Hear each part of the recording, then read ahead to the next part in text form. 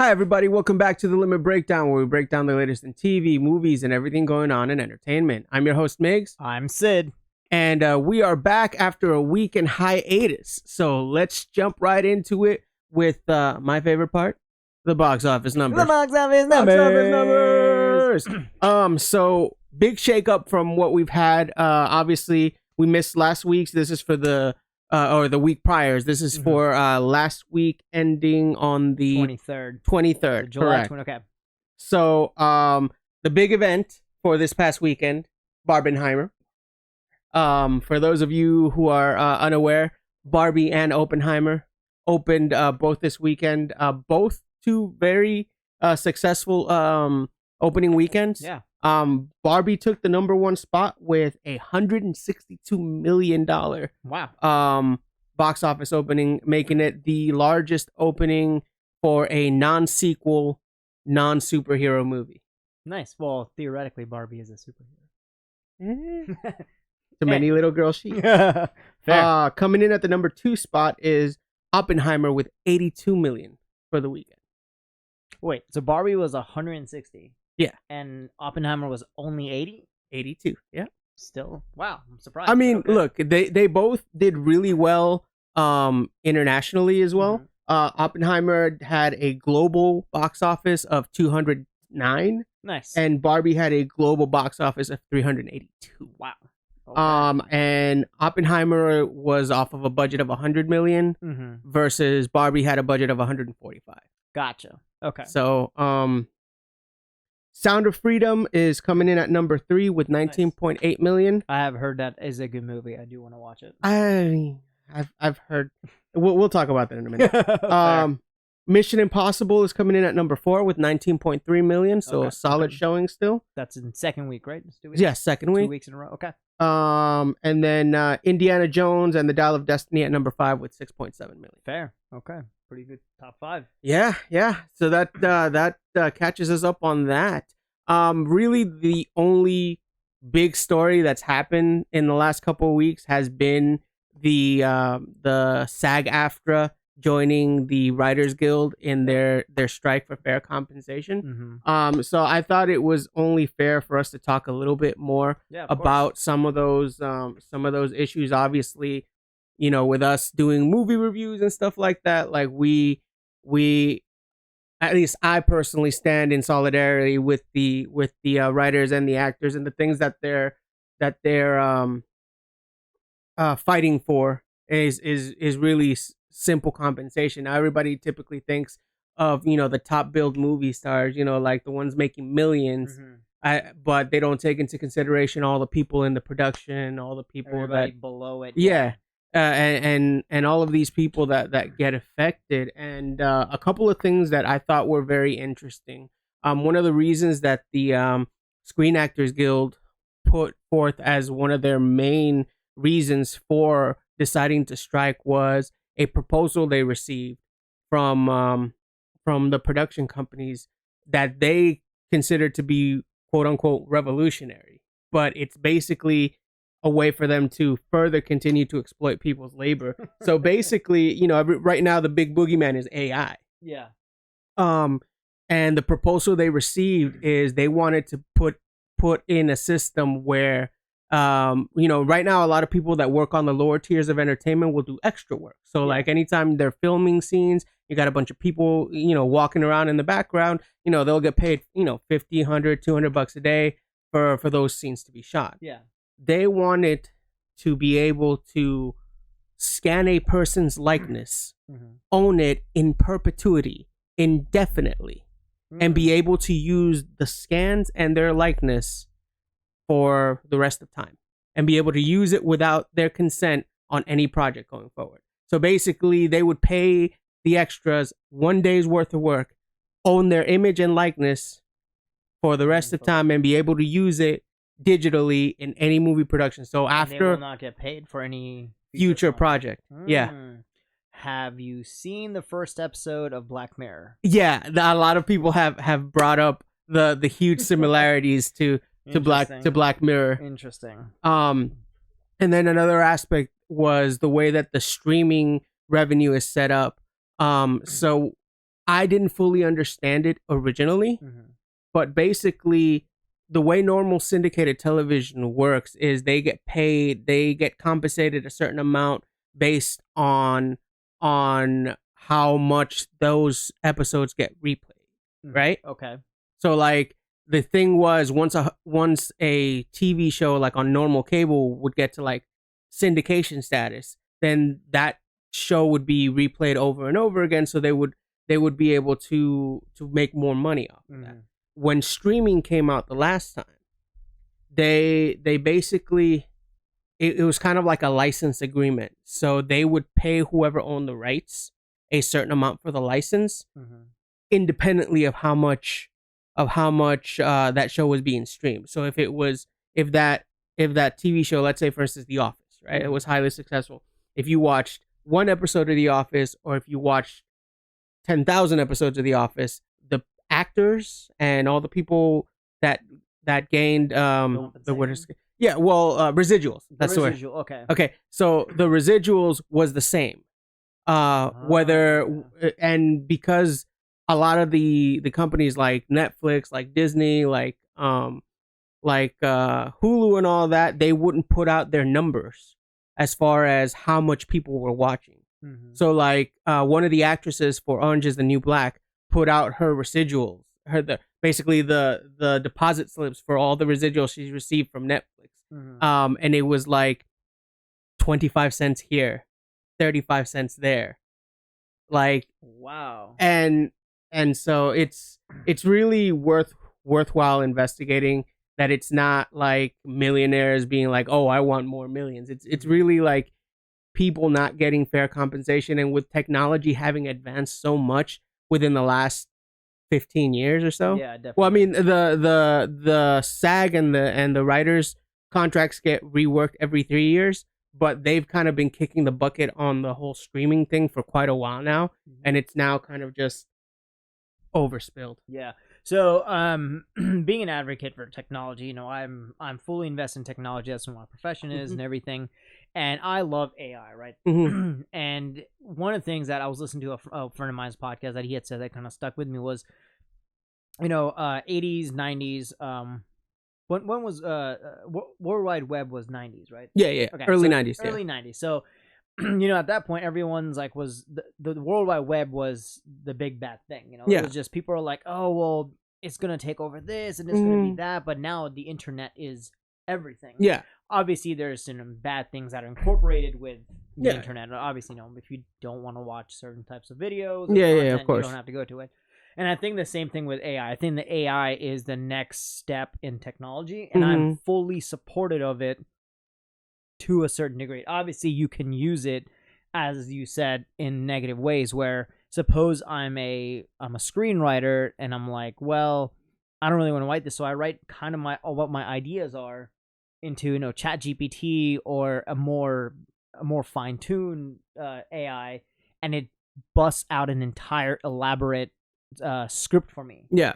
So I understand from a production value, because I can be like, oh, this guy really worked hard on it. No, I didn't. I used ChatGPT. Yeah. But at the same time, the production companies can do the same thing. They can be like, oh, we can have our own writers do this, and people who are genuinely having their own thoughts, writing it down, are getting less compensated. So I think it's two sides of the same coin type situation. Yeah, I mean, I think it's like anything else. You have to find the common ground between being able to use, because obviously you don't want to inhibit the advancement of technology, and you don't want to prevent a tool that can ultimately be used to help.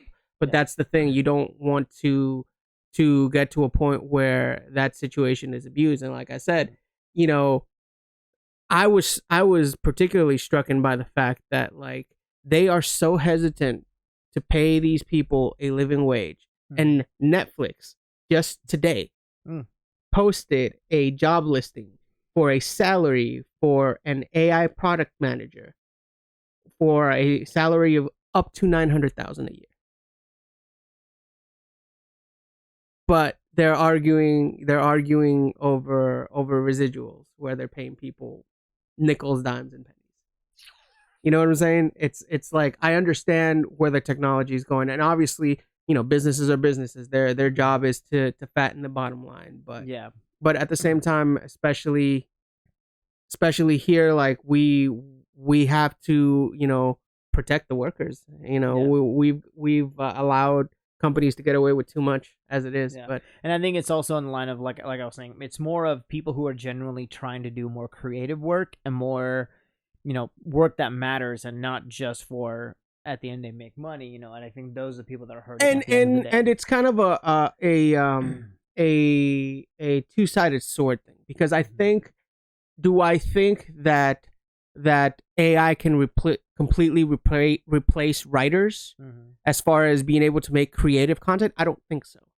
I think that you might be able to get stuff that's similar to other things, because if I understand the way AI works, is they're not generating any original content. Correct. They are just basically cultivating a group of data of similar things, and then when they get the prompt and they're like, oh, this is kind of like this, so I'm going to put something that's kind of similar to this. Yep. So it's not original. So they would not be able to produce any original content. They would only be able to produce something that's similar to something that's already existed. Correct. That's 100% true. It's more of an if then statement. Is literally how AI works. It's like, oh, if this is this, then this. If not, yeah. So that's how AI works, honestly. So in that prospect, I don't think that especially as far as like entertainment, that it would ever get to a point where writers are completely eliminated.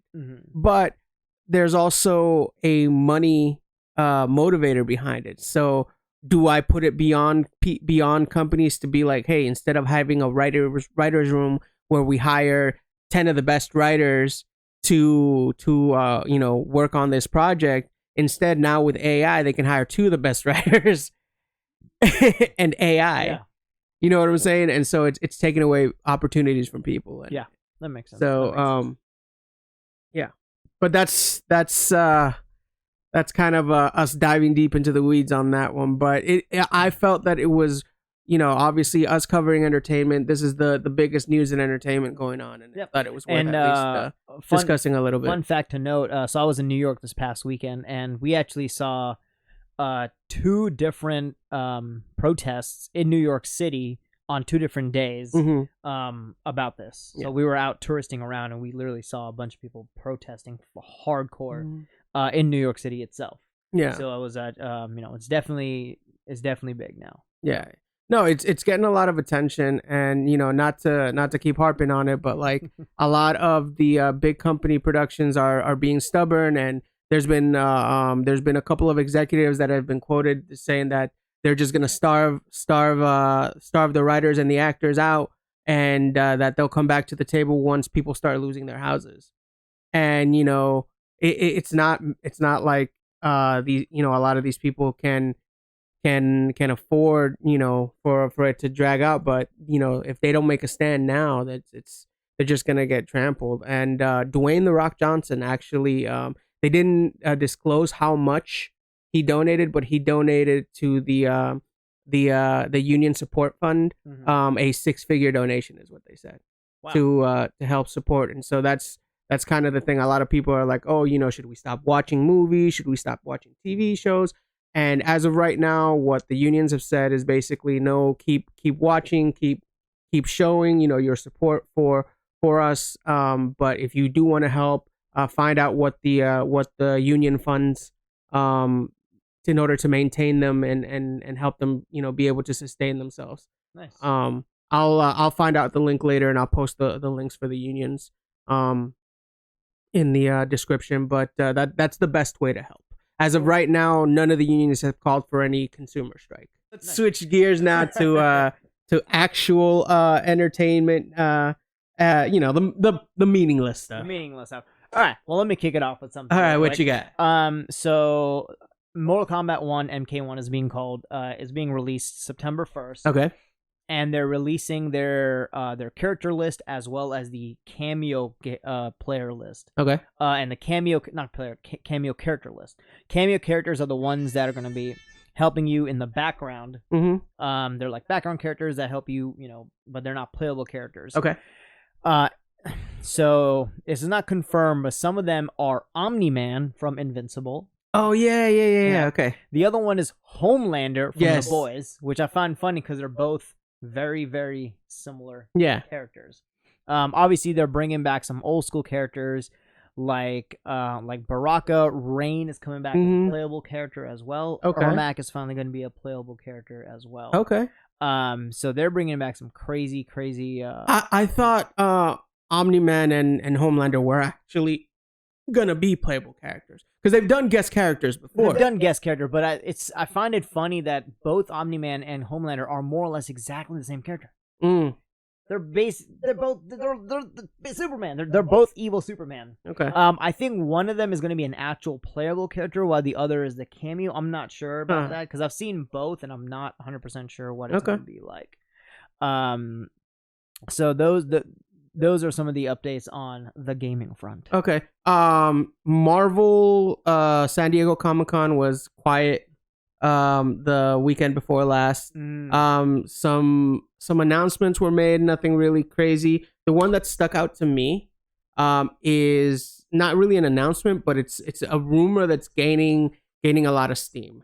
Supposedly Tobey Maguire and Sam Raimi are working on the fourth their fourth version or their fourth Spider-Man movie. So Sam Raimi and Tobey Maguire did Spider-Man 1, 2, and 3, and they were supposed to do Spider-Man 4, and it was at that time that Sony decided to go with Andrew Garfield and rebooting Spider-Man rather than continue. Well, the rumor is that Tobey Maguire and Sam Raimi are actually working on a script for a fourth Tobey Maguire Spider-Man. Not gonna lie to you, I kind of want to let that go. I don't want to see it. I think it did not end on a good note, but it ended on a note, and just let it be. They should not make another. Now, the only one that I can see and I would want to see is the third Andrew Garfield movie, because they only made two of those. Yeah. And they're supposed to make a third, but then they recast again. Yeah. With, Tom Holland. Yeah. But not excited for that one. If that does happen to come to pass, I'll watch it for nostalgia, but that's gonna be a hard pass for me. Yeah, I'm a little mixed on it. I don't think we need another Tobey Maguire movie, but if it comes, I'm gonna watch it because I love Spider-Man. So. Fair. Even though Andrew Garfield was my favorite. Same. I actually really enjoyed Andrew Garfield as Spider-Man. Moving on, still continuing with Spider-Man. Okay. So there is a fan film that's been in the works for I think since 2020. It's called Spider-Man Lotus, and it's going to be debuting on August 10th on YouTube. And it's completely fan made. It's not supported by Sony or anything. I had to look up a couple things because I saw a trailer for it. And that was featured on YouTube. I was looking up like new trailers and stuff like that, and it showed Spider-Man Lotus trailer, and it's like, how are they able to make this if Sony's not like how are they not getting a cease and desist from Sony? But apparently because it's being made completely not for profit. Gotcha. So but it's supposed to be a more dramatic take on a Spider-Man story. It deals with Peter Parker in the aftermath of Gwen Stacy dying. Okay. And so it deals with after Andrew Garfield's number 2 movie. Yeah. And it deals with a story. I forget the exact comic, but it's basically Peter finds out that a little boy with cancer's dying wish was to meet Spider-Man, and so how that story plays out in the comics. So it's a very, from what I understand and from what I saw in the trailer, it's supposed to be like a more like almost kind of like a dramatic one act play type, but it's live action. It's live action. Oh wow! Yeah, it's live action. So Spider-Man Lotus. Okay. Spider-Man Lotus. So that's supposed to see that. That's supposed to be premiering on YouTube sometime August 10th, I believe. But it's obviously I'm a fan of all things Spider-Man, so it's gonna be interesting. And now I know that so long as I don't make any money off of it, I can make my own Spider-Man movie. Moving on. So if you don't have anything else, that's gonna wrap us up for this week. As always, thank you guys for tuning in. We appreciate you. Let us know what you thought about the things that we discussed today. Please don't forget to like, comment, and subscribe. As always, it helps the algorithm keep us moving forward as we continue to grow the channel. We appreciate you guys, and stay tuned for more content.